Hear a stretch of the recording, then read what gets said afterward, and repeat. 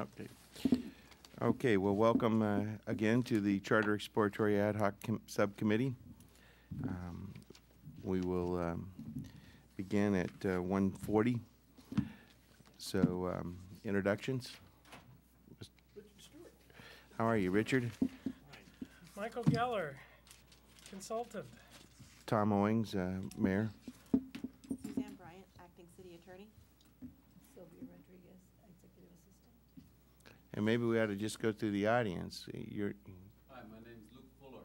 Glad to meet you, Luke. Good not to meet you, but good to see you. All right, Rod. Good afternoon. Rod Balance, chair-elect of the Moreno Valley Chamber of Commerce, and also representing Bud's Tire and Wheel, a local business located at Alessandro and Ellsworth. Thank you. Roy. Roy Bleckert. Hello, Deanna Dean. Reeder. Marlon Isler. Hi, Marlon. How are you? So anyhow, we should open up with public comment, 15 minutes. So we should be done with public comment by 2. Give you a few extra minutes. So we'll open it up. Rod, anything? Yes, on behalf of the Chamber, we're very excited. At our annual retreat, we had a briefing, some documents prior to your visit. Ray Hicks from Southern California Edison gave us similar documents, so we were familiar with with the charter process, and the Chamber is very supportive of that. Also from the business community side, Bud has owned the business for over 10 years. That building on the corner has been there since 1946. It's an integral part of the service community, and Bud wishes he could be here. He's on a trip back east, but we feel that this is in the best interest of the city and will stimulate business. I guess you should tell the press enterprise that. Yeah, thank you. They're still wondering why we're doing it. Really? If you look at, 121 cities throughout the state and I think the advantages of being a charter city with the growth mode that Moreno Valley is, is in, and, looking forward to, it makes good sense. Yeah, the top 30 countries or cities in the country have this proposed form of government, and most cities, the largest cities in the state of California, are all charter cities. So thank you for being here. Roy, we got your comments, and we'll be putting them on the website as soon as we can. Okay. So do you have comments today? Yes. Again, reading what's been added on for the city charter. And, I see that this thing's going, in the wrong direction and going more in the realm of, consolidating power and control in less, in less hands and less of the people, and more and concentrated to the privileged few, like we've been doing the past 30 years. And just to go for the appointments, the mayor makes most all the appointments. We're now we're going from the city council of 5 people making the decision. We're going down to 1 person that's basically has control in this, and that's where I see that we're going on the wrong track. And if we take this city charter, we have we can take it, we can stay where we're at and continue down the road. We can make the charter, can make this deal worse, or it can make it better.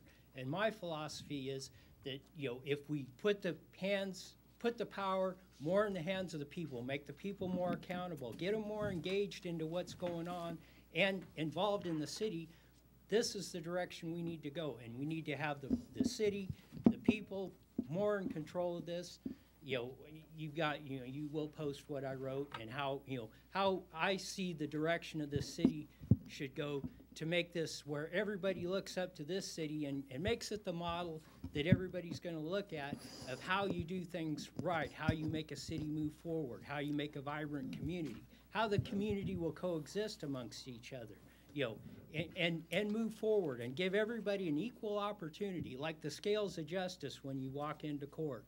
It looks at everybody equal, not who we're going to, how we can manipulate the system, and this sort of philosophy is what's got to, if we want to change the culture in Moreno Valley, that's what we got to get rid of, the culture of where it's consolidated power, where the overall view of the community is, if you're not in with the in crowd, you are not getting anywhere. That's how, if somebody's going to open a small business or live in the community and they look at it, if they look at it where they don't have a chance, the overriding possibility is they're not going to come into this community.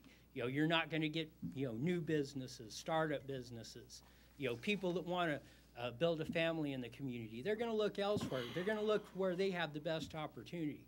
And that's what we should be looking at. Where we're going to provide the best opportunity overall for the business community, for the residents, for everybody to move forward. Thank you, Roy. Deanna? Sorry, I did not email you my comments, although I have lots of things. And we need to tell you that we did not get to incorporate many of the changes that we thought, that we discussed Okay. in the last meeting into the draft, but they're not. Suzanne's had a busy schedule, so we're working on that. So you'll see them appear in the next week or so. Yeah, we've had out-of-town guests since this past weekend, and so really I just have not had, I've read it, but I have not Okay. had time to get back to the computer to type it all Well, up. speaking of that, we're going to take a week or two break here Okay. just to catch up with ourselves so Well, that we good, can because all. what I'm going to give you today is more general rather than specific, because I had a feeling Good. that you were going to do that, and I Okay. think that's an excellent idea. Okay, so let's get going. The general part is, when we had talked last week about the committee, like a 10 to 15 member committee that helps to appoint who's going to, to look at the applications for the Arts Commission, the, everything but the Planning Commission. I would have to say the Planning Commission needs to go to the City Council because that is a legally required position, and I think it would have to go through the City Council. But the other ones, it needs to be diverse groups so that you're not excluding certain people, because I know that, maybe it's just a coincidence, but certain people of certain political interests don't seem to get on there, and certain people of other political interests seem to always get on some of these. So I think that if we had a large commission rather than the mayor, and to that degree I definitely agree with Roy. He's right on this. You're taking, what was once 5 people's input and making it one person's. Now, if you did in fact do this committee so that you were taking a large group of input to help make all these other committees, that would be acceptable. But giving one person power, it almost gives the mayor dictatorial powers, and that is absolutely not the direction that I see us going. I think most of the, just so we can get a little dialogue here, you and I, on this. Okay. First of all, these are not all the committees that the city would have. Oh, I so we haven't understand got through. Second of all, most of these are a shared commitment between the council and the mayor, where the mayor nominates so many people and the council nominates so many people. I don't recall any in here where the mayor is the sole. Do you, Michael? No, they're all split, and I think. So it's actually a diversion of power, because now it's the executive branch and the legislative branch sharing the responsibilities, whereas now it is totally the legislative branch. So it is a split of power. Okay. Go ahead, Richard. I thought, I read the thing and I didn't mark it down, but I thought there was a section that said that basically the mayor Appoints. appoints and submits to the council for their approval. That's In what other I words, read. instead of having the council initiate the process of who's going to be on there like we do when we vote up here. And I gotta tell you that having an independent commission make appointments to the commissions and committees, I think, the reason I'm not happy with that idea as opposed to the way we're doing it now is that if you read the mandate of most of these commissions and committees, they're to be advisory to the city council. And then they would normally be that the makeup of those committees and commissions should be consistent with the goals, the wishes, the desires, and the positions of the city council. If they're gonna be given advice, we don't want people giving advice to a majority of the council that's contrary to what that council wants. In other words, they're supposed to be working with you, sort of like independent of staff. As far as anyone getting blocked on there, we can talk offline later about that, but generally speaking, the appointments to the lower level committees and commissions have been pretty benign. And if someone doesn't get on, it's usually because they didn't apply. Because a lot of times we have We vacancies. could, first of all, this is an important We topic. don't have to discuss every No, bit no, of that but- right Well, now. but That's fine. this is kind of important, so if you could go to page 42 of the, let's just take, for example here, Last week's or this week's? this week's. Okay. Planning Commission. Each nomination of the mayor and the president of the city council, so the mayor and the president of the city council are nominating the members. Okay, so can you, either you or Roy have an example of where it says the mayor only? In the planning commission, doesn't it say in 707, it says the 4 members will be nominated by the mayor and 3 nominated by president of the city council. Right, so that's Two a people. split. But now, if you want to go down, just to do it, say city attorney, city administrator, all the administrative positions, the way I read it, were all to be nominated by the mayor. That's true, because the mayor is the executive officer of the city. So we're talking about appointments to committees, though. So, And- and in the appointments to the committees, it's a shared responsibility between the mayor and the council. So let me just take Richard's point. As a student of government, it would be unworkable for one committee who has different opinions to advise the council. Council and the executive and the legislative should appoint their own committee members. However, where I do agree with Deanna is this: the city of Riverside, and we haven't gotten to that yet, that's just a work in progress, has a committee on committees, and I will give you the purpose of that. When you have, as we did in the last council meeting, or not the last council meeting, the last planning commission appointments, there were 13 or 14 people who applied. Well, the committee that Riverside has first of all, has several duties. One is to go out and recruit people for the various committees, qualified people for the various committees, so that there's a talent pool of people, and so that there is a list of people who are interested. Second of all, it is to vet that big laundry list of people who are interested down to a more manageable list for the council and the mayor to deal with. In the future, or in the past in this city, that vetting has been done kind of in a who knows pattern, how it occurs.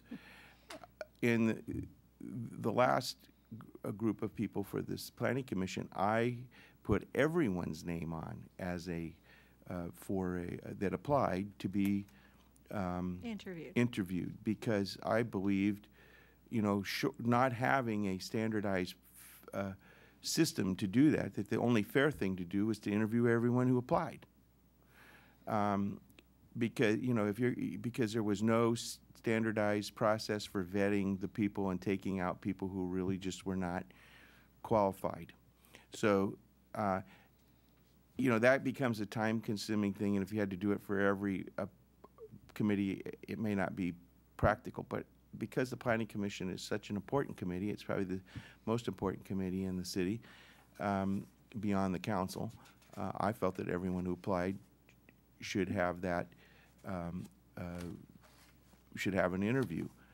Had there been a systematic approach to vet those people through a committee, that everyone knew what the rules were and everyone had access to and could see that process, I probably would have felt more comfortable in taking out a few of those people who were clearly not, qualified. Now, the word qualified has to do with their qualifications to discuss and to recommend on the subject of the committee, not their political viewpoint. But, this is politics, and elections do have consequences, so, the mayor and the council should have a lot to say about who they're going to be listening to for advice.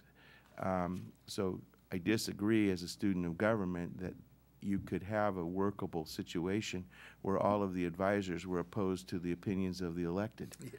Well, there's 2 sections, and there's a check and balance. I mean, that's the best that we could do. Except for the Planning Commission, it's covered in Article 7, Section 701, Paragraph 2.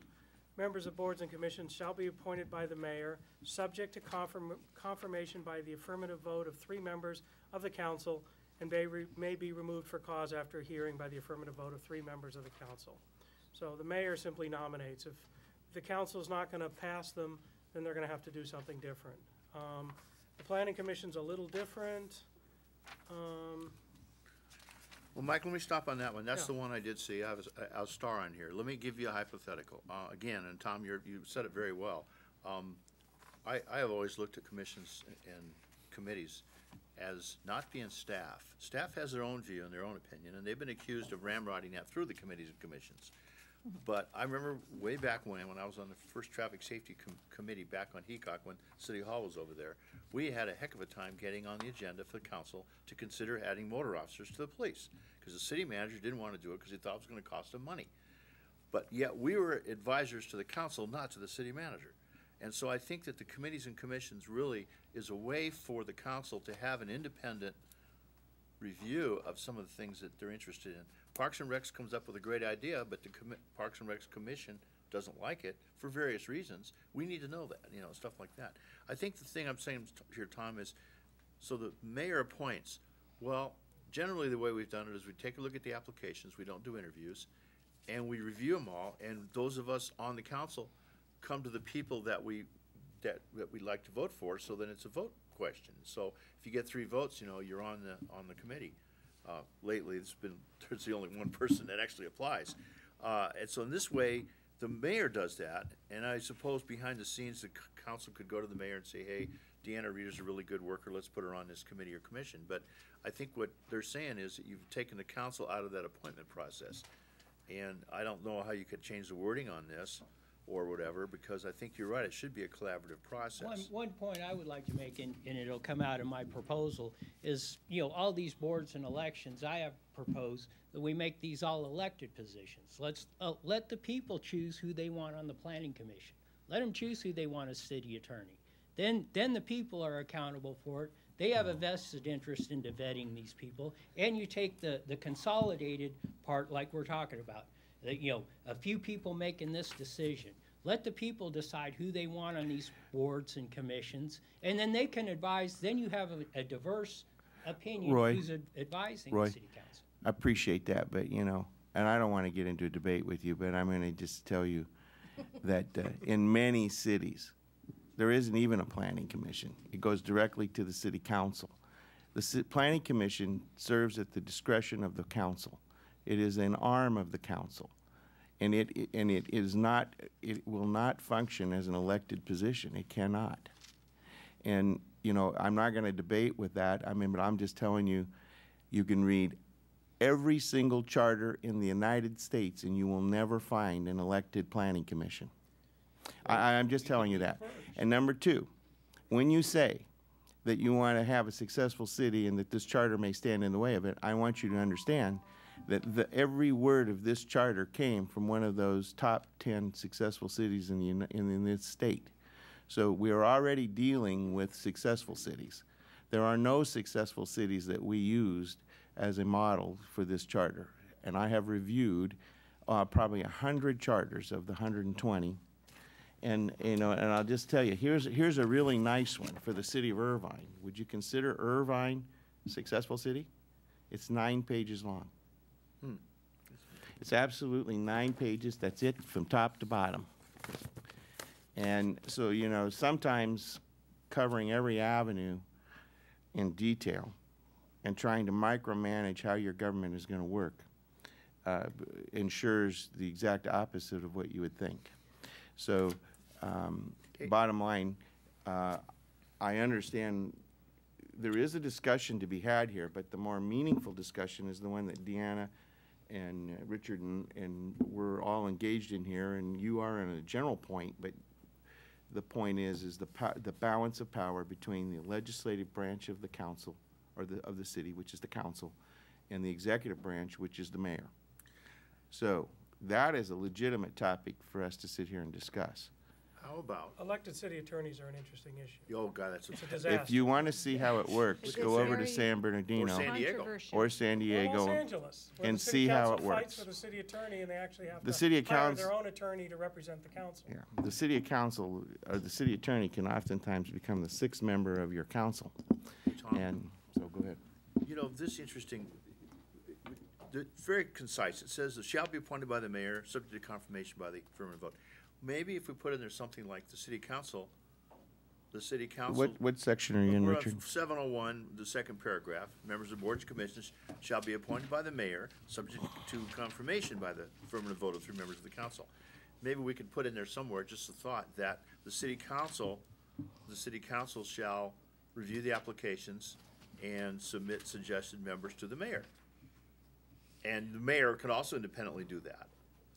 So in other words, you've got the city council sending, in other words, Well, how do you get the applications? Who do they come to? Well, that's where we're kind of filming this movie out of sequence, because there would be, Michael and I, and I thought you and I have had this discussion, at least publicly, that we would have a commission for appointments, so that there would be a independent commission that would take the applications. We'd use very much the same application process that we have now, and they would take the applications and vet them only for qualifications, not, you know, it's, for example, like on the planning commission, there was a young man who applied, very smart fella, but he's 18 years old, and he probably is not capable, he's probably not qualified to be on the planning commission. So that would be a decision that they would say, hey, this person will not be passed on to the council nor the mayor, his application, because he doesn't meet the minimum qualifications of the office he seeks. So, Yeah, I think that's a good idea. I just think that there ought to be some collaborative effort. In other words, the mayor just doesn't go in a vacuum and suddenly give you 3 names to the council, and the council may never have seen the applications. We have no idea. well, that was not, you know, because we are filming out of sequence here, Right. basically. There would be, in later, as we go along, there would be a process in a committee that would be determined, and that would be one of the few committees that we would put in the charter. You know, you don't want to get everything in the charter to where it requires a charter amendment to change some minor thing. Right. So, but that is one committee that we would consider to be worthy of putting in the charter, so that it does create what Deanna says is somewhat of a balance of power. And there'll never be anything that prevents the council from looking at all the applications or anything else. I Yeah. mean, there's nothing, so we finished, the planning commission's a little different, since 4 members are nominated by the mayor, and that's on page 41, section 707, 3 by the president of the council, but this, again, the city council's gonna control their own president. So Basically, the could you, council's gonna appoint 3, and the could mayor's you, gonna appoint 3. Michael, could you use that same planning commission process for all commissions? We could. So let's put that on our 2-week hiatus. Let's discuss that, okay? Okay, because the only problem is we don't know how many members are gonna be on the commission. We know how many are on the planning All right, commission. but there might be a hybrid of the two that would resolve some of Deanna's concerns and some of Roy's. Yeah, in other words, the president of the council will submit names to the mayor. Yeah. Like I'm always doing this, I'm not taking the time to read this document from cover to cover. What is the difference, and maybe explain somewhere the difference between a board and a commission? Is it defined in this document? I don't think there is one as a practical matter. It's just the title. It doesn't make any difference. There was a meaning, I think, in the old days when the commissions had some decision-making authority, and the boards did not, but that's been blurred because there are commissions that have no decision-making authority. Planning commission gets paid, a board does not. You know, I don't know if that's a distinction or not. There Well, is a distinction, I'm reading, it says board members of the exception, all board members on page 40, it says all board members with the exception of the planning commission will serve without, Compensation. so here's where the word compensation, Where are you at? You're on page 40? 41 at the top of page, Top 41. compensation. Tom, if I may, when we I think that should say board and commission. I think that's an error. Hey, Tom, if I may, when we decided to rename the committees, boards and commissions, it was sort of a very loose definition. And I proposed, and the council sort of went along with it, that the ones that are commissions are more directly involved with things such as legislative recommendations, things that are quasi-legislative in effect, things that are going to affect the budget more directly, and like traffic safety, street speed limits and things we vote on. So we decided those would be commissions, and it's not really defined that way. And Well, and we the maybe others- should add a definition of those and lend some clarity. Yeah, Oh, I think that's a good point. that's a real good idea. Rod? I've had the opportunity to serve on boards and commissions in two cities, City of Long Beach and the City of Riverside. And both of those, the city council had, if there was a committee on aging or a commission on aging, an airport commission, military affairs, whatever, each council person had, representatives from their particular council district. And then there were also citywide appointments or things like a planning commission where you applied, and that you were interviewed by the entire, the city council. But that way there was an attempt to balance the council districts. So maybe in one particular area, in Moreno Valley, you had more people that were interested in being part of the governmental process, where maybe, and I'll just use the one up down the street, isn't. So you want to try to get more people involved in the process, like Roy is saying. And then there are some that we're finding, or I'm finding for a client, that the planning commission, there were too many people that were too close to the flame, if you know what I mean, and they were recusing themselves on items that, because I think that they were more concerned about their business with the city rather than the good of the project Right. that was coming in. Yeah, the process by which we chose the planning commissioners this time was sort of unusual in that we ranked them by qualification only. So we had a rank order of the members as opposed to who wanted who. That's right. So Yeah. there is ways of doing that. The problem with the council appointing one member, it doesn't work very well. In this city, it doesn't work at all. First of all, it's hard to find people to serve on these boards entirely. Exactly. So many of them have vacancies and have perpetual vacancies. And if a council member appoints someone who doesn't really want to be on it, they're not going to show up to meetings. You might as well just forget it. Well, let me make a comment, and I think I'm channeling Deanna right now. One of the reasons that there may be, you can say that we have an apathetic community, but one thing you might say if you were doing turn that around and say what else could cause these vacancies or unfilled vacancies, if the work isn't meaningful, people are not going to spend their time doing it. And I think that this city has a track record of having committees and boards that the work has not been meaningful. And I will give you an example. I talked to a friend of mine who will remain nameless to protect the innocent and the guilty, but he was on the Historic Commission. They were trying to save a historic building in our city. They went through a year's worth of work of grants and plans and whatever, and 2 weeks before the grant came through, the building was demolished by the city. So in one hand, the commission's work for a year just went out the window. There's probably not a lot, he was trying to motivate himself to continue on in that committee because the work was not meaningful. It was, to some sense, busy work. They were going to do whatever they were going to do, regardless of whatever the committee said or did. And when it looked like they were going to save the building, somehow or another it got destroyed. So you can say that was a coincidence. You could say it was one hand not knowing what the other hand was doing. You could say that it just was ineptness or whatever. But if you're on that committee after a year's work, you've got to ask yourself, why would I continue? So I think part of this problem of getting people involved in these committees is if they had meaningful work where they saw that their input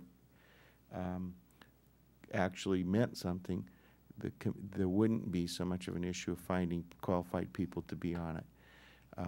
So 2 of the applicants on our planning commission had applied. They were ultimately picked in this round, had applied 3 times and never received even an interview. And they were civil engineers, and one of them is the assistant executive director of the Western Municipal Water District. My God, he's not qualified to even get an interview.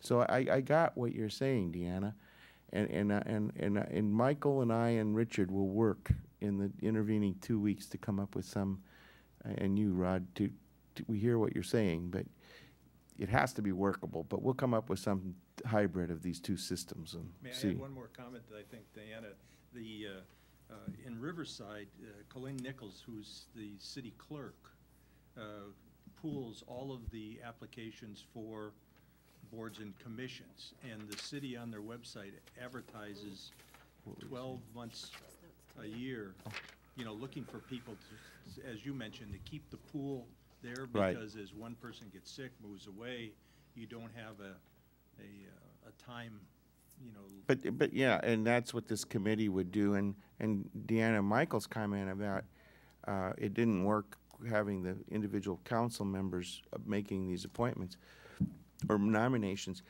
The reason that those 2 guys didn't ever get an interview was the exact reason Michael's talking about. When 4 or 5 people decide they got some guy in mind, whether he's qualified or not, they want him, then the bargaining starts, and you vote for mine and I'll vote for yours, and you get an unqualified commission. The surest way to get an unqualified commission is to allow each councilman to make an appointment. Because, so I want you to I want you to think about this during this 2-week intervening period. The mayor of this city will be voted up or down by his performance. And he deserves the right to have kind of an upper hand in the executive management of his government. And if he doesn't pick smart people to be on these boards, he will not succeed, and he will not be popular, and he will not get a 2nd term. He may not even finish the 1st term if he's that unpopular. As a business executive, I can tell you this. I never surrounded myself with people who were not as smart as me or smarter. I never wanted to be the smartest person in the room. I always wanted to have the smartest people in the room. So the bottom line is, if you have a mayor worth the salt, he's going to pick the most competent people he can get. And he will go out and recruit them himself if he has to. And the power of the mayor to recruit is a lot better than the power of any committee. So I want you to bear in mind that thought when we go through this. And the people have the ultimate determiner of how their city is run under this form of government, because they pick the mayor and they will throw him out of office if he does not respond to their needs. So that, in my opinion, if you believe in representative government, you have to believe in that. And if you don't believe in that, you don't believe in representative government. So, okay, can you take us through some more of these? Here's the biggest issue I have. Okay. On my own personal, I did a survey of just the people that were on my email list, and I said, do you want a directly elected mayor that's a strong mayor, or do you want a directly elected mayor that's part of the council and isn't a strong mayor? And I can tell you that the results were pretty close to 50-50. Now that's the group of people I have. I'm not completely sure that's representative of the whole city or not. But this is what I expect you guys to do.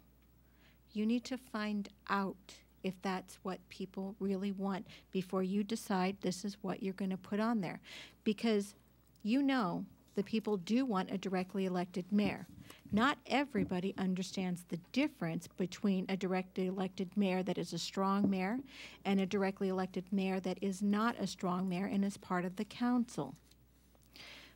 You have a lot of public information. I believe when you had the the original, I don't know what they called it. I think they called it forum for the World Logistics Center. I believe the city invited nearly 4,000 people. You have that many email addresses that you converse with people. What I want the city to do is send out a survey and ask the people what they want. If the majority of people say yes, they want a directly elected mayor that's a strong mayor, then by all means, that's what needs to go Deanna? on the ballot. But if you don't know that, Deanna? then you need to take into consideration that maybe that's not what people want. Otherwise, what this is a carrot to people. You want a directly elected mayor, but you're getting it the way we want it and not the way you want. Deanna, Yes, I'm all right. listening.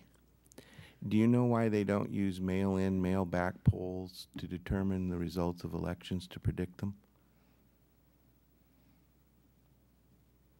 If that's what you're suggesting, is that No, we mail? I'm not. Well, you're suggesting you Email. mail out us, email out, do you know why? Email because Okay, it's cheaper. But I I'm got looking that, for but that, something inexpensive. I email you something and you email me back something. That's Yes. called a,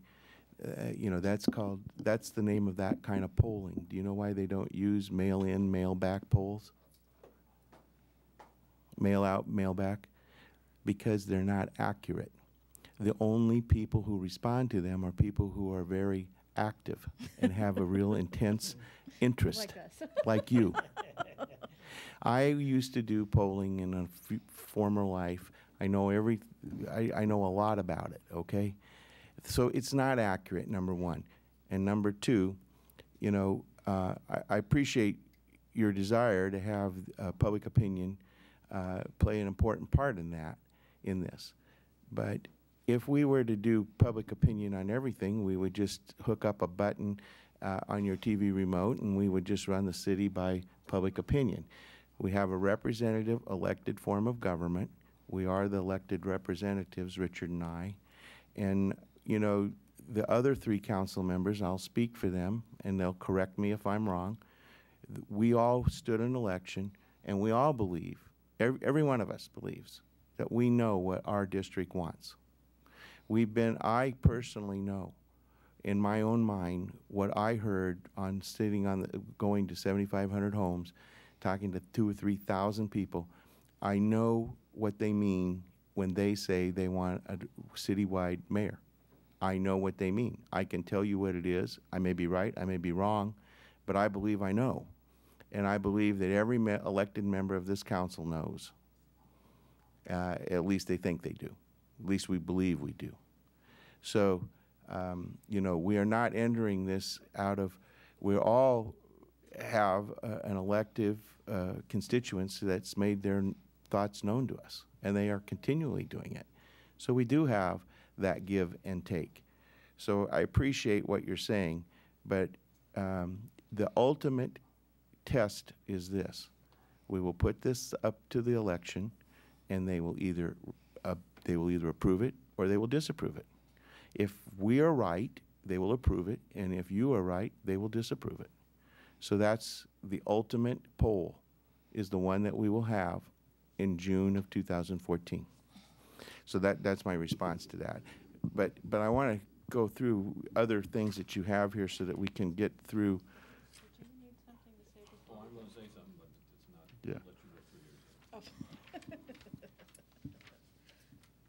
yours. Yes, just for that point, and I think to overall what Deanna's trying to get at is, and you listed the example of Irvine and their 9-page charter.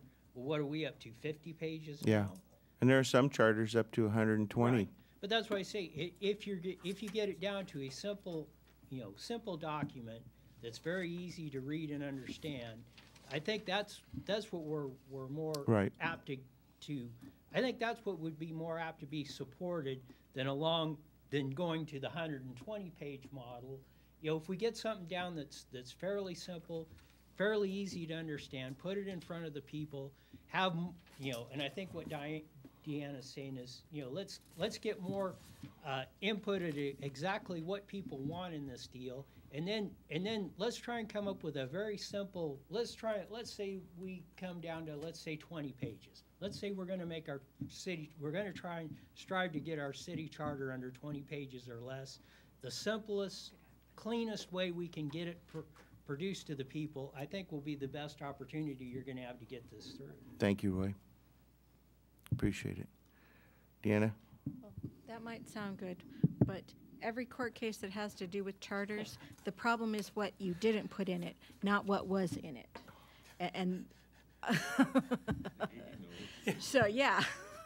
So, no, I think leaving too much up in the air is what is going to be a problem. So We're it going to might try and strike a balance. Okay, I'm all for balance. It'll be what it'll be, and And you need, Irvine's caused that big of a problem at 9 pages? well, you need to, Irvine is a very different city than ours. you need to know also that this is just the Well, it's being beginning, used as a model. this is the beginning draft, okay? This is, what we're gonna end up here with when we get the first draft completed is just something to talk about. It's gonna give everybody something to talk about in a more definite form, and we'll go back through the whole process again, and we'll talk about it until we're confident that we've covered it all and we've made decisions. Richard and I will, we're gonna hear both sides of every story, but ultimately, we're gonna have to make decisions.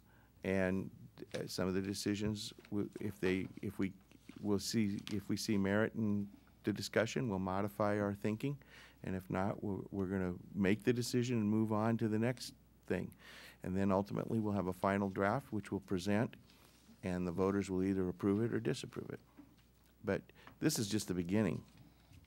This is not the end. Okay, But I don't think it'll get to 20 pages.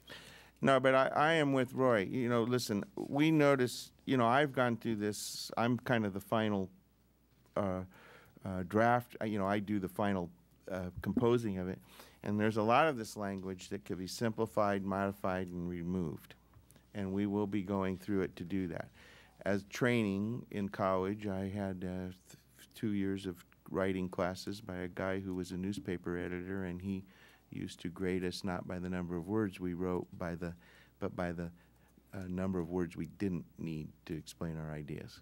So the more brief the article was and the more concise it was, the better the grade. So I learned how to go through and cut out every word. So we will be doing that. But you can't be editing it now. We need to get it all down, consciousness of stream kind of writing. We get it all down in some form or fashion, and then we'll go through and start this paring down process. Okay, Deanna? Okay. The pays that you have for the different positions, between the 70 and 90%. Can you give us page number? Actually, it's on several different pages. Okay. So, but they're Start all- me out on they're- one.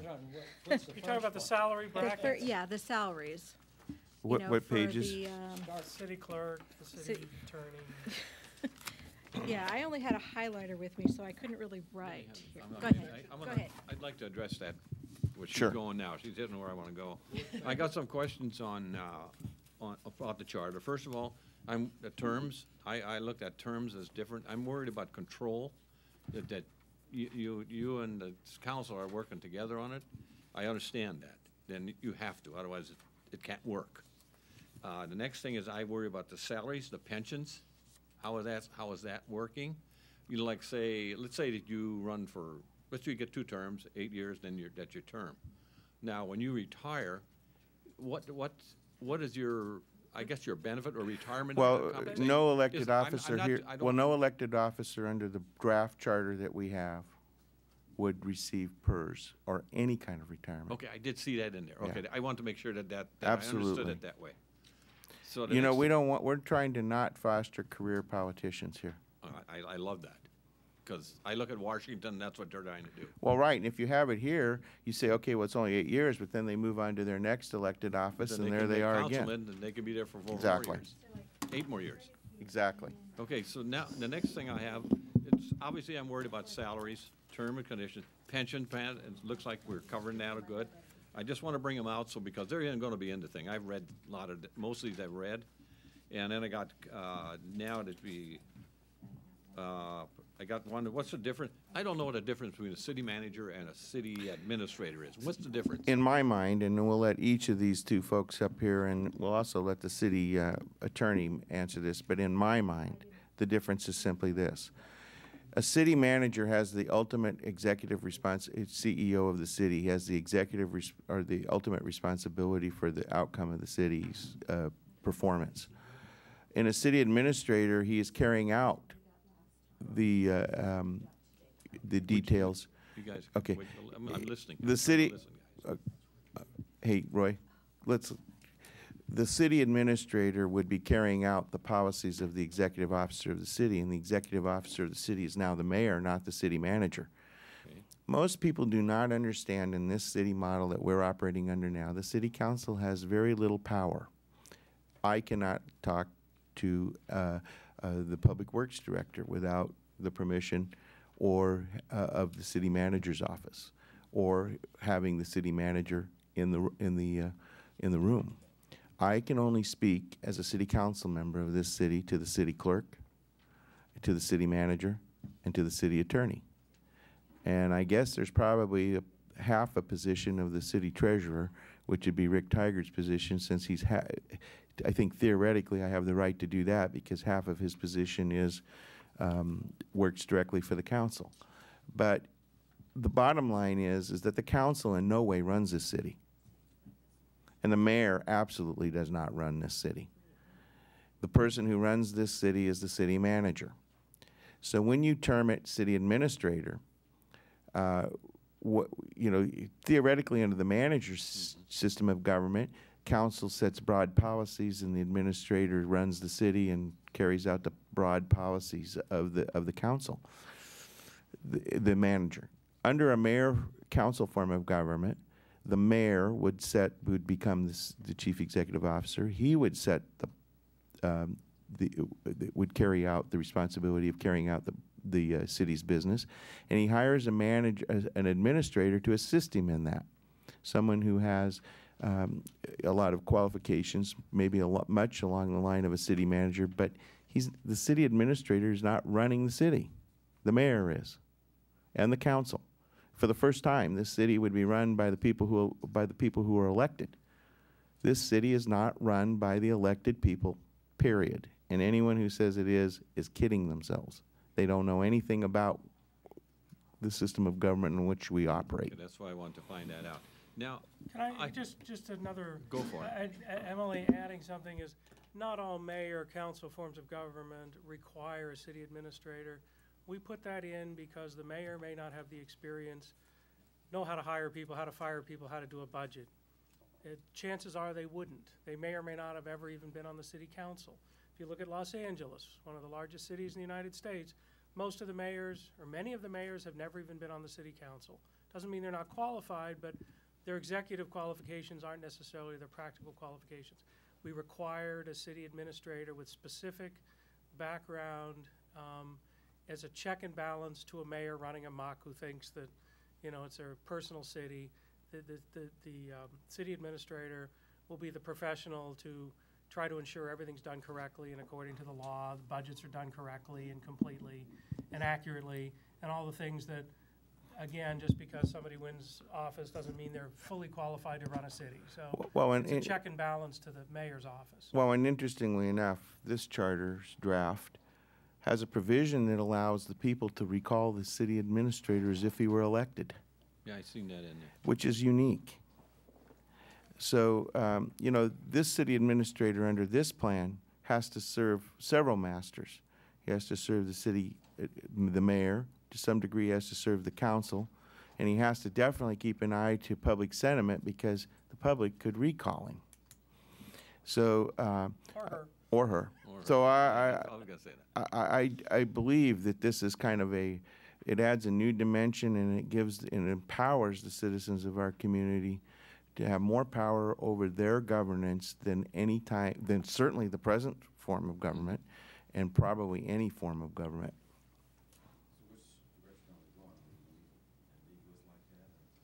It's not ambiguous. This draft calls for a strong mayor-council form of government.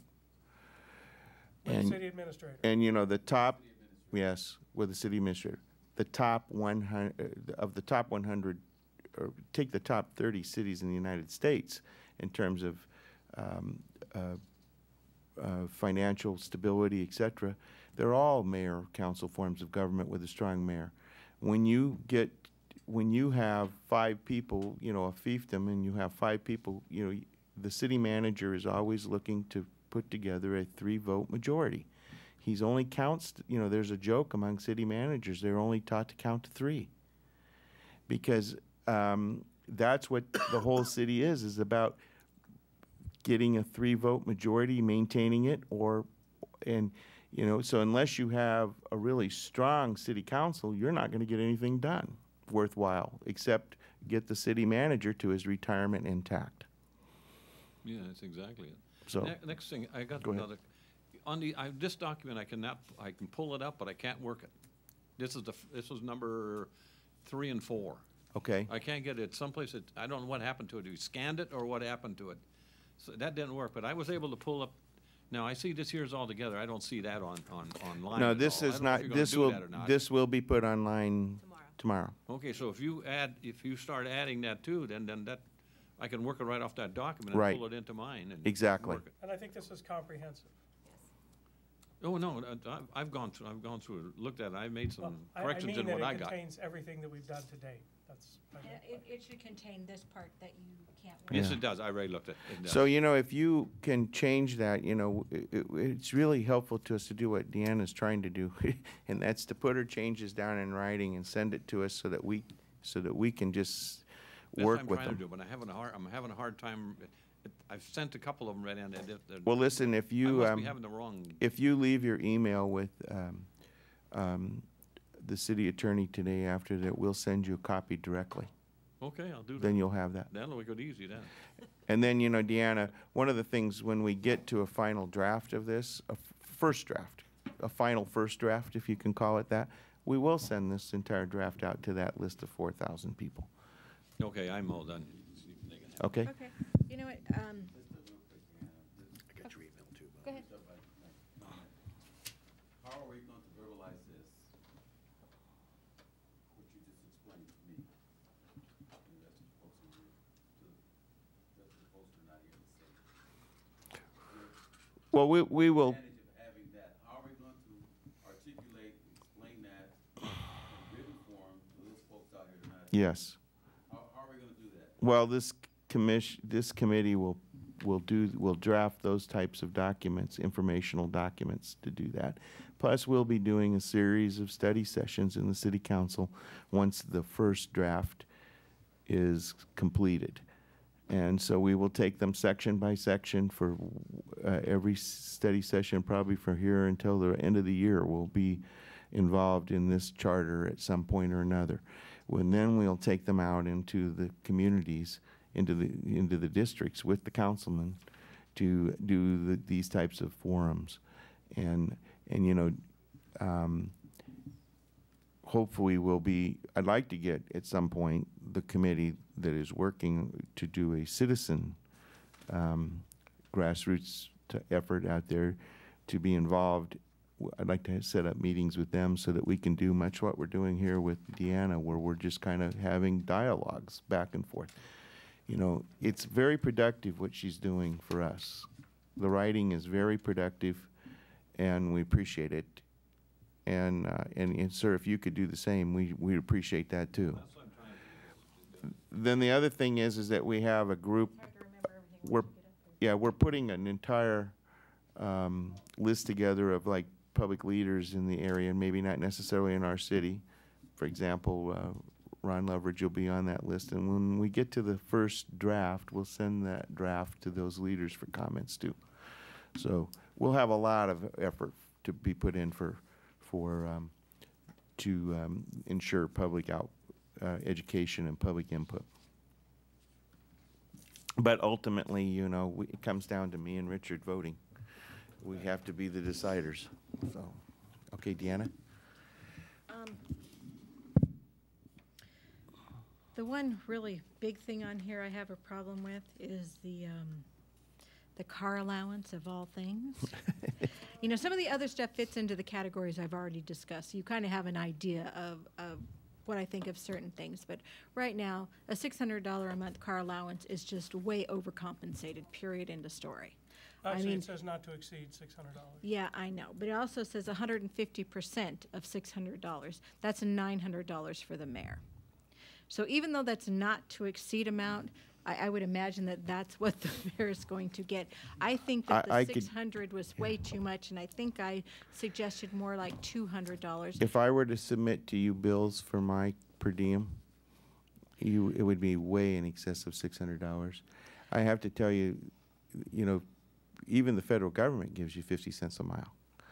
So just to give today, I've probably driven 20 miles already today, just getting back and forth to meetings.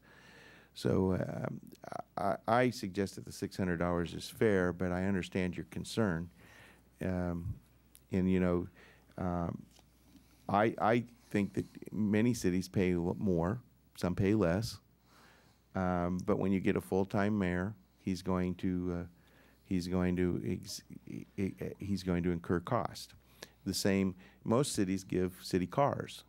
Riverside, for example, provides their councilmen with cars. And they got in a lot of trouble, too. Yeah, exactly. And I do not agree with that. I think we're making the right decision just paying a reimbursement as opposed to the liability and all the misuse that could go along with cars.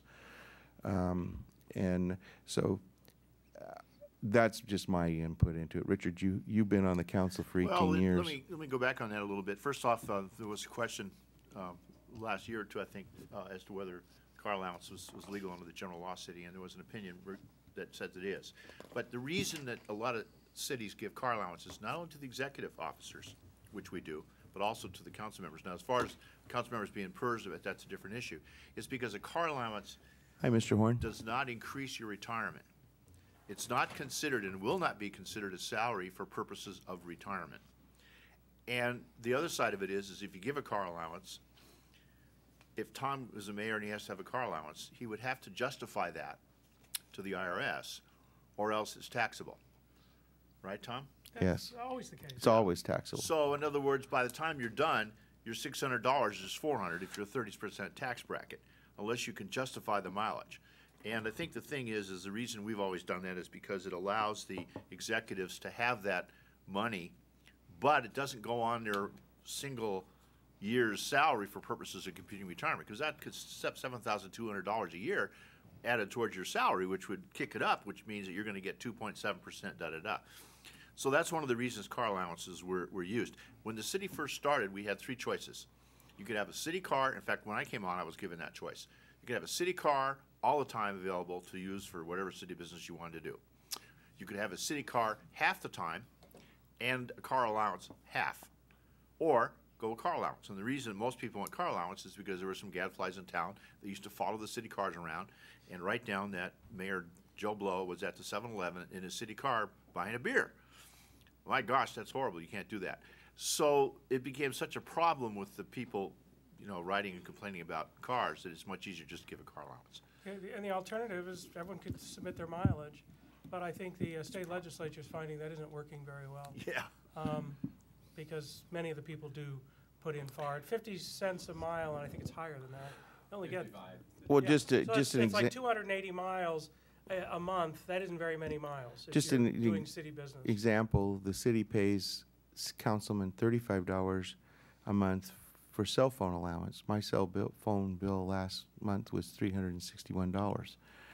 Yeah, Verizon stock went up after and- bills were printed. And, you know, for the first time ever, and my friends can't even get a voicemail on my phone because my voicemail box is full from all the people, city business. So, you know,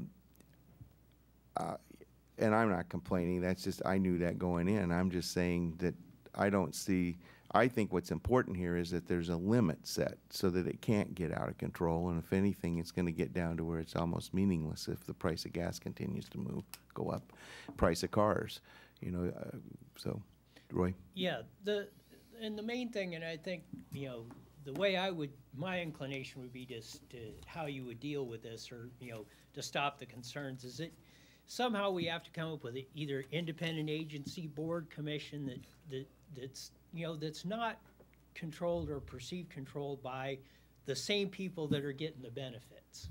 That's where, and, you know, that's, I think, would go a long way into solving a lot of these concerns. If it was determined by. City of Oakland has such a mechanism. It's their ethics commission.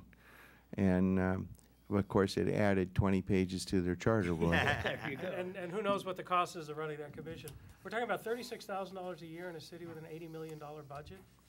And how much time are we going to spend on it? I mean, it's not our most pressing problem. It's $3,600 a month, so it's like, it's less than $40,000. So, Anyway, Yeah, and I think the other thing about the salary stuff, the general law compensation rules are very strict. This city council has foregone pay raises in the past, and I think the maximum we were allowed is like 4 or 5%, and you're only allowed to do a pay raise during a general election every 4 years. Once you bypass that pay raise, like we bypassed the last one, the next time we can do a pay raise, can we play catch up and say, okay, we're allowed 5%, well, we didn't get one last time, so we'll go 10? No. but Richard, under this charter, it would require a charter amendment to change the pay.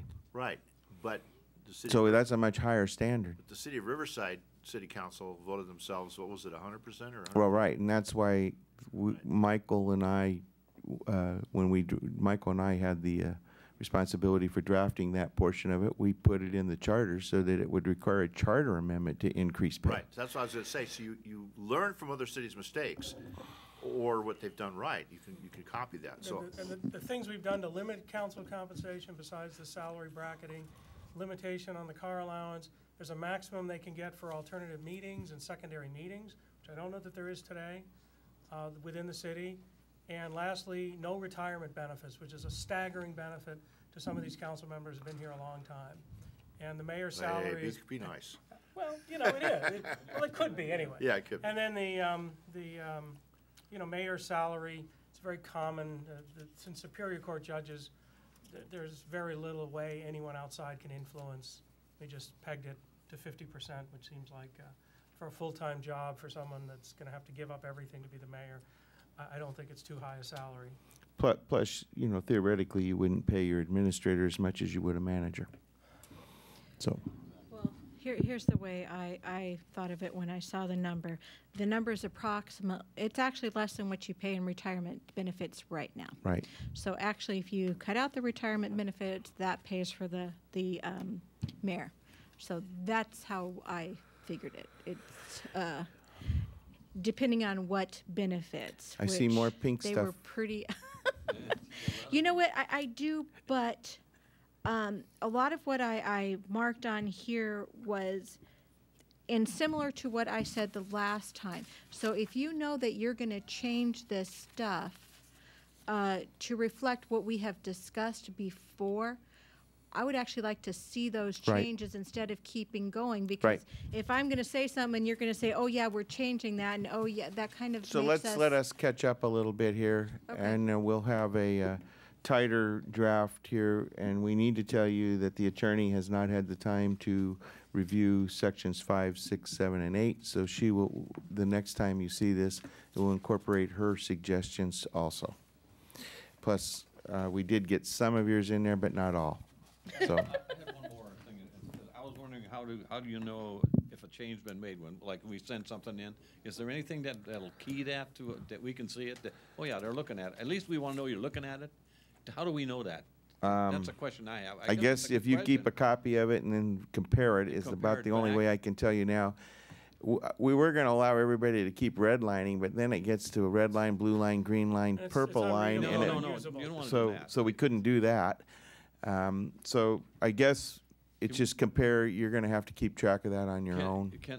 Next question is, I can you make a think- revision? Is there such thing as a revision that you, when some changes are made, let's say this document all of a sudden is, or you make a change and say maybe it's revision, first draft, that might be called first revision of the first draft? Well, Fresh we've data. been doing it by the date. Have I- So at the top it will say the current draft is April 17th. Oh, okay, that's fine. I can go along with that. And if it changes, I go along with that. if it changes in a week, it'll have that So data. whatever the newest date is, Yeah, I that's go along with that. Yeah, That's fine. I the didn't know how dates you will were doing it. continue to get later.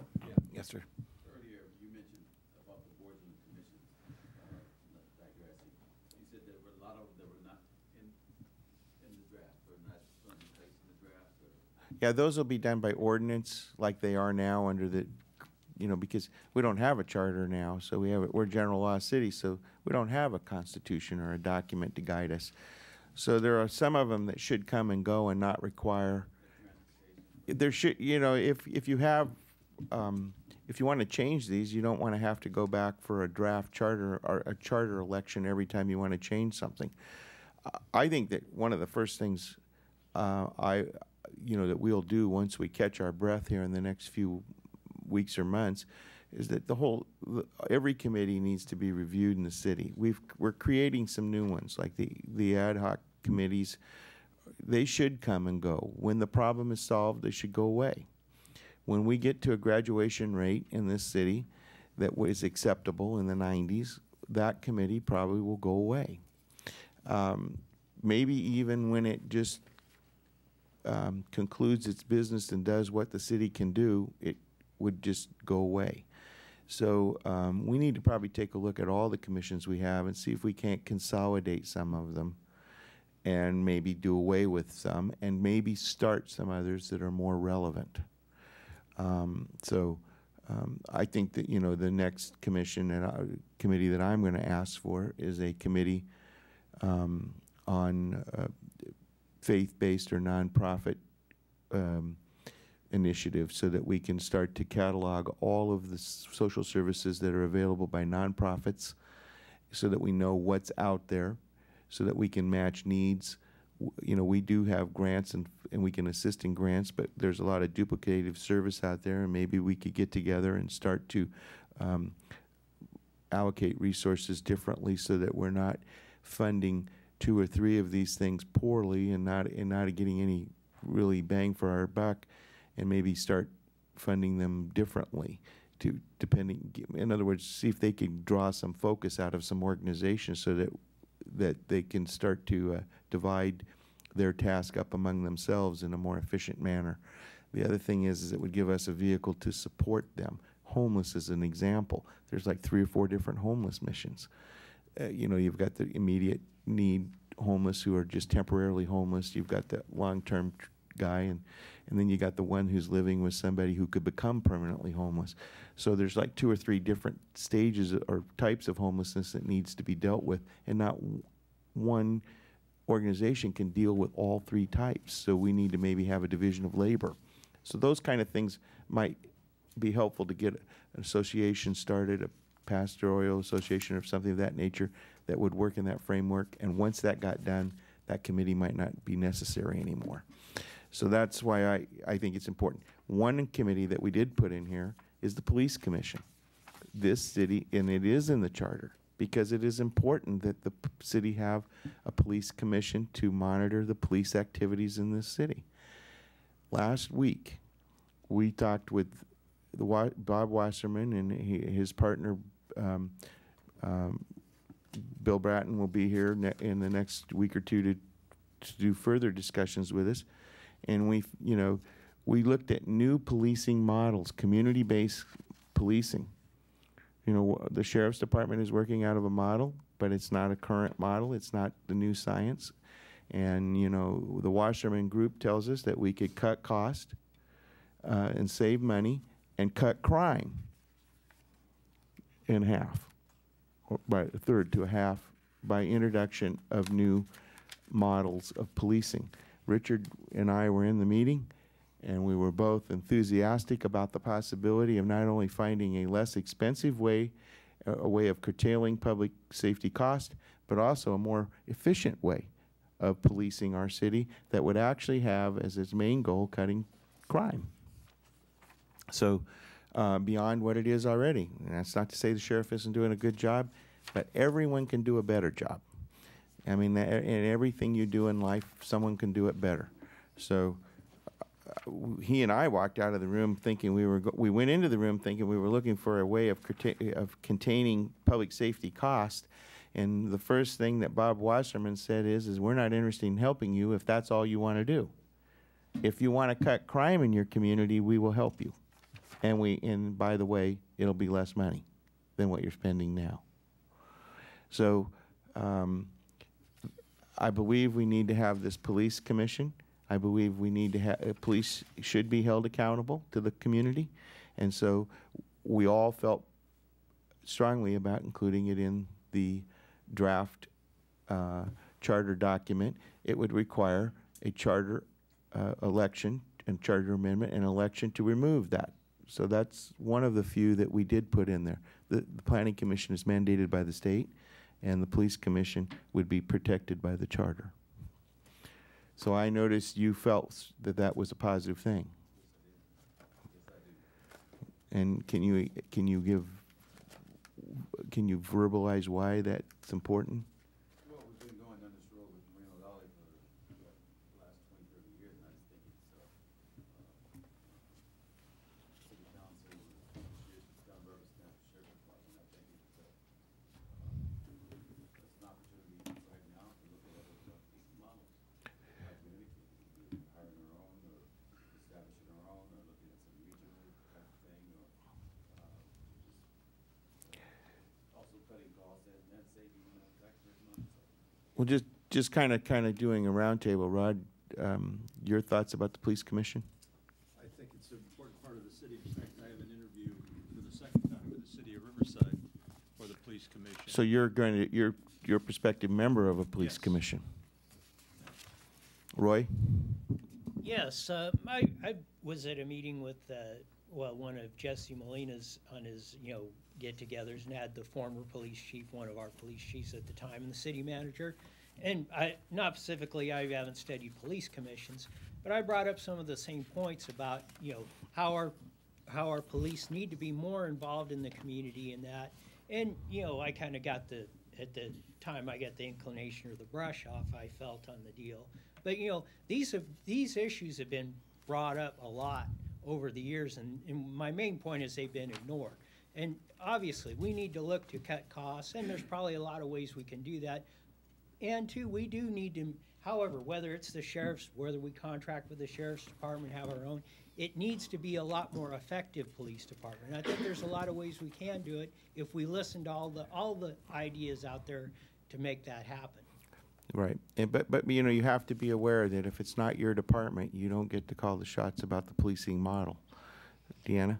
Oh, yeah, I've heard several people say that they want a police commission, and I think it's an excellent idea. In fact, any of the boards and commissions, as long as it's not a rubber stamping committee, is excellent. Anything that actually gets public input and brings that forward in a way that helps you better things is definitely a very good idea. So I'm absolutely for that. I'll ask the question. This commission now would not be done by an ordinance. This will be done by the charter, you said? It would be done by the charter, so no council can do away with it without voter approval. Okay, I think that's a very good idea. But one thing I have to say about what's going on now with the police around, I think that they need to be more involved with the people. They don't stop by, and, if you get a chance, I know they don't have a lot of time, let's put it that way. But I think it'd be better to when you talk to a policeman, I love to talk to policemen. But I don't think that's happening, Interestingly enough, in this meeting, and we're digressing a bit, but we have time, Bob Wasserman asked, what do you call a policeman? What status does a policeman have when he's in a domestic violence dispute call? Well, he's called out of service because he's not out in the community policing. What do you call a policeman who's in between calls and is out policing? He's in service. And if you look at our current policing model, we don't have any policemen in service. They're all out of service or on their way to being out of service. So you can just tell by that alone. The second question he asked was what criteria do you have to determine whether a police officer is there on the scene? Will the police officer make a difference to what's going on? If the answer is no, then you hire a retired police officer or someone less expensive to go out and do that, a reserve, or even a private company for that matter. So that's less expensive. The current sheriff's cost is $200,000 a police officer, basically, per year. So, there's ways of reducing that cost, which not only the legacy costs and all of that of creating your own new department under the new retirement benefits, we could actually do a defined benefit plan, or rather than a defined benefit, we could do a defined contribution plan and save the city a lot of money, pay a higher wage to the patrolman. And so there were a lot of things that came out of it that were interesting. And there's a book that he recommended that we read. I am most of the way through the book. The book is called Don't Shoot by a man named Kennedy. I highly recommend that you read this book. And I think you'll see even though it's about some of the bigger cities in the United States. You will see especially the sections about Los Angeles, because we are really, what's going on in Los Angeles is coming out here. So what they're dealing with there, we are dealing with too. So I found those very interesting, and I found the entire book to be right on point to our community. So I hope everybody would read that. Any? One more question. It's just on, you're going to have a meeting with, what did you say, what his name was? It's Bob Wasserman and Bill Bratton. Is that a public meeting, or is that just between? Well, it's the just council really or at what? this point, it's city manager's office meeting. Oh, okay. That's all I had. Kenny? Just a quick comment on the police situation regarding police officers. I know there's going to be a lot of input come into it. I would certainly recommend to everyone to reserve their opinion until all the facts are in, because there's services that we get now that is going to be very costly to us later. So the experts that the city of Moreno Valley has been bringing in the past, there was one real estate expert, and I'm not going to mention any names, but in fact, he did the dog and pony show on the World Logistics Center. This is the same person that, I guess let me just back up a minute. What I'm trying to say, Mayor, is there's a lot of experts that when they get paid working in the building industry for years, when we hired someone, we expect them to say what we want them to say. And it's the same way with people where you're going to get. You may not purposely go out and expect that, but they're going to certainly make you happy if you're paying the bill, right? You're a businessman, and you were good at what you did. That's the way I look Kenny, at these that's people. the reason I went That's to why Bill. I want to reserve my opinion and But caution people. reserve your opinion. Your for very everything you point do. is why I went out and got a man whose integrity is beyond reproach. Bill Bratton and his company is beyond reproach, and for anyone to put him in a category less than that would be unfair to him. He's cleaned up New York, Philadelphia, and Los Angeles, and he's a man of national reputation, and he is not for sale.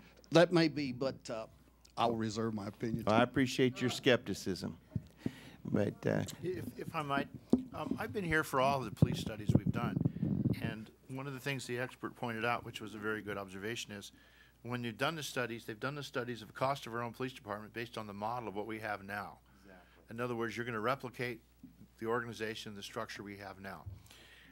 But all of the different experts that have analyzed the police services, when he mentioned in-service, out-of-service, and I think Wasserman used a different term, but the term that's used, and it means the same, is what's called discretionary time.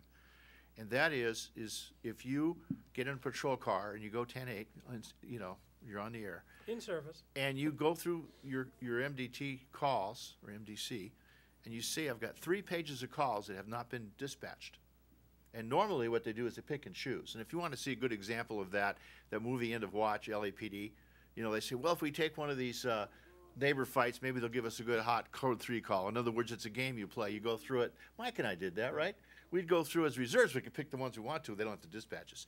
And that standard of if you're on top of the handling, the reports, and the lady that wants to talk about the lost bike from 3 weeks ago, if you're on top of that, then the unit is out there looking for the bad guys. They can stop and do what they call shake and bake. But until you get to that point, your force is basically a secretary report writing force. They're not really fighting crime, because you're taking the burglary report of the burglary that could have been prevented if the officer sees that car with the Chicago license plates or Illinois license plates that are expired with the 3 guys wearing a heavy coat in the summer. And then you can do that and you can prevent that. But all of the studies have a measure and a yardstick. But the expert pointed out, you know, you'll get the cost that's going to be driven by the model you have. And there's no reason you have to buy the model we have. There's different ways of doing the same thing. Is that pretty much what he said? Exactly, and it was, let me just say to you, because you were concerned about the police commission, where are the incoming deputies in our sheriff's department? What is the starting position in the sheriff's department? It's the jail. Is that the best place to introduce people coming into a profession as to what, is that the, after 2 years of being conditioned in a jail, do you really want them on your streets? Well, I mean, I'm not saying that they're all that way, but I'm just saying, what kind of start do you get by starting somebody out? Everyone starts in the jail. Those are things you have to consider when you look at the current model. The second thing is this: when you do a joint powers what we're talking about, you have all the advantages of the sheriff's department. Plus, you have one larger advantage. The sheriff's department is held hostage to its police association. And much of the reason why our costs are going up so high is because they can't control their labor cost. So when you have your own police department, like San Bernardino's and some of those people, the police costs get out of touch. But if you do a joint powers where it's spread among 4 or 5 cities, it's harder for one union to control and dominate 5 elected councils or 6. Wouldn't they be doing 20 council people? Because wouldn't you have all the councils of that involved? Well, you would have a representative from each, so they would have to virtually win almost every seat in order to control who'd be on the joint power. So there's a lot of positive things that can occur to control cost. And you have the same pool. You know, somebody said, I think the city attorney mentioned, you know, it's nice to have another department, so when there's a problem, you can just turn it over to the sheriff. It will work exactly the same way with a joint power. You'll turn it over to the joint powers. So all of the benefits of the current system are there, with the benefit of being able to change and control your policing model and reduce your cost. So, Kenny, I reject your premise that there's anything the sheriff has to give us that we can't create for ourselves and form the same cost efficiencies. In fact, there's even more. Maybe a good idea, Tom. Yeah. Maybe we could use that for the department heads, because it's the cost of the pensions for public. You got it. And then you take it like this. You have a certain team right here, right now, that might only be working 2 or 3 years, or 2 or 3 days a week, but we have the whole team. But if you have a joint powers, that team, when it's idle, could be working in another city, and the cost could be spread. So you could spread it along all tiers. So Richard and I came out of it with a different perspective than we went in. We went, holy cow, you could cut crime in the city, make us a safer city, and reduce costs to the cities, to the taxpayers. What, you know, hopefully we can put this together. And I'm like, Kenny is not unwise by saying reserve judgment. Let's get all the facts. But it is so far been very encouraging, and it's very exciting. I'm not knocking the effort to look into it. yeah, no, and you're right. I'm not knocking that at all. And you know, I like the sheriff's department. I think they've done a really great job for us. And I saw a sheriff's car the other day from one of the contract cities, and it looked like a sheriff's car. And a little sign on the side said, City of. Well, look at our cars. I mean, we have got some customization because we've asked for it. But some cities don't even have that kind of customization. But I think the thing is that, and I was talking to Tom afterwards, the idea that even in the contract scenario, all right, we have a motorcycle team. They're 100% working in this city. We pay for them even when there's no accidents and there's really not much going on. I mean, they're busy. But the fact is that if you had a contract situation where you said, all right, we really need the motors 3 days a week, or here's a problem we have, and then you can send them over to San Jacinto for a day or so, and then that cost is removed from our cost. In other words, you have these floating teams. Now, right now they have that regionally for the homicide, but there's no reason you can't do that for some of the other functions, and affect that in the cost of the contract. But our contract, we don't have that, right? No. Well, In fact, of the matter. I'd like to ask why couldn't that be done with the sheriff's department? It can be, perhaps. That's something. Well, Roy, you have to be the sheriff in order to agree Well, to no, that. we, you know, the city council is responsible for public safety in Moreno Valley. Well, right, but you know, we are just a contract city, and we do not run the sheriff's department. Exactly, but you're the ones that And you signed need onto to, the you need to be contract. aware of, well, what is the choice, Roy? You have a better choice? What, Well, name a police department that you're gonna go with. exactly what Well, tell me Richard which was one. saying. When we were negotiating the contract, Was that looked into, like you said? Roy, have you ever negotiated a contract with a person where it's the only single person that can provide the service? Yes, You have? yes. So if we don't come to terms with the sheriff, where do we police? You're gonna either do it with them, No, or no, you no. have to figure out how to do it. We don't have $30 or $40 million to start up our police department right now. Exactly. So when you're negotiating with the sheriff right now, Right. and bear in mind, he doesn't call all the shots. But I'm just asking you this. When you negotiate with someone who is the single and only provider of the service, how much leverage do you have?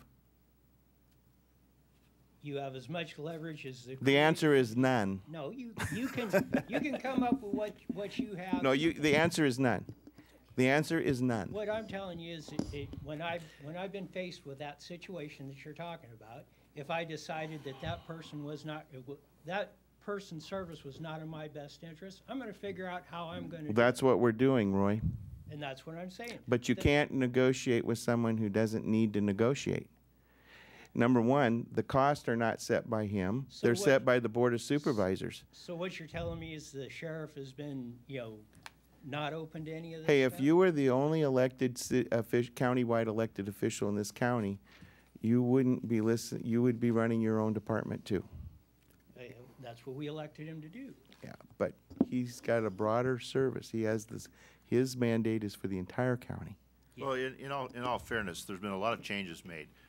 When the city first contracted, one day they had a very popular, it was Ken Golden, who was the captain or the police chief.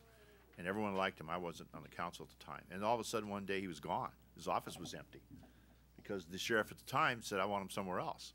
And he just did it. And then after the change was made and he was already gone, they sent a thing to the council saying, well, he's not your chief anymore, Joe Blow is. And the council went ballistic because they really liked this guy. He was out in the community, did a lot of stuff, and interacted. So they did some heavy-duty negotiating.